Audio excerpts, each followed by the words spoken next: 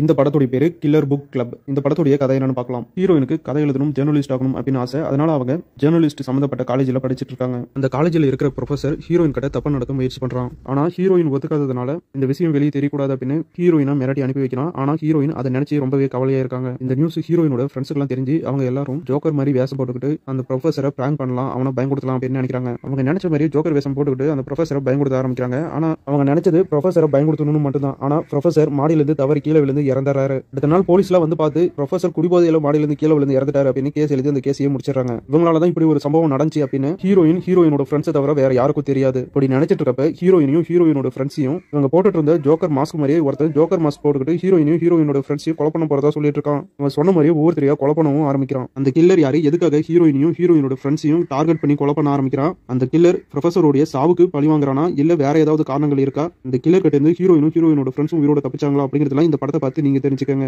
படத்தை முடிஞ்ச அளவுக்கு இன்ட்ரெஸ்டா கூட்டிட்டு போக முயற்சி பண்ணிருக்காங்க. ஆனா அடுத்தடுத்து நடக்க போற எல்லாமே நாமளே ஈஸியா கெஸ் பண்ணிடலாம். நீங்க ஒரு ஹாலிவுட் ஃபேனா இருந்தீங்கன்னா இப்படிதான் இந்த படமே முடிய போகுது, இந்த படத்தோட அடுத்த சீன் இப்படிதான் இருக்க போகுது அப்படின்னு ஈஸியா கெஸ் பண்ணிடலாம். இவன் தாண்டா இவங்க எல்லாரையும் கொலை பண்ணிட்டு இருக்க கில்லர் அப்படின்னு நீங்களே ஈஸியா கெஸ் பண்ணவும் முடியும். மற்றபடி இந்த படத்தில் நடிச்ச எல்லாரோட பர்ஃபார்மன்ஸும் ரொம்பவே சூப்பரா இருக்கு. கொலை பண்ற த்ரில் ஃபேக்ட் அதெல்லாம் சூப்பரா ஒர்க் அவுட் ஆயிருக்கு. டோட்டலா சொல்லணும்னா ஒரு தடவை பாக்குற மாதிரியான ஒரு டீசென்டான கிரைம் த்ரில்லர் மூவி. இந்த படத்துல ரத்தம் தெரிக்கிற மாதிரியான காட்சிகள் இல்ல 18+ காட்சிகள் அப்படின்னு இருக்கு. அதனால ஃபேமிலியோட பாக்காதீங்க. இந்த படம் இப்ப தமிழ்ல தான் இருக்கு.